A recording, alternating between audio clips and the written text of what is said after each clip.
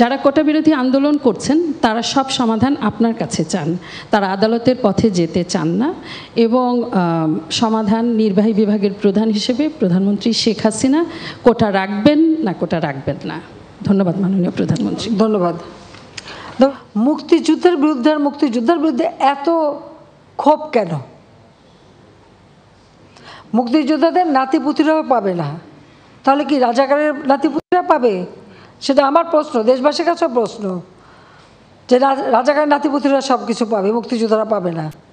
অপরাধটা কি? নিজের জীবন বাজি রেখে, নিজের পরিবার সংসার সব কিছু ফেলে দিয়ে যারা মুক্তিযুদ্ধে অংশগ্রহণ করেছিল, দিন রাত খেয়ে না খেয়ে, কাদা মাটি ভেঙে, রোদ বৃষ্টি ঝড় সব মোকাবেলা করে যুদ্ধ করে এই দেশে বিজয় এনে দিয়েছিল। আর বিজয় এনে দিয়েছিল বলেই না আজকে সবাই উচ্চ পদে আসীন, আজকে গলা বাড়ায় কথা বলতে পারছে। নইলে তো ওই পাকিস্তানিদের বুটের লাথি খেয়ে চলতে হতো।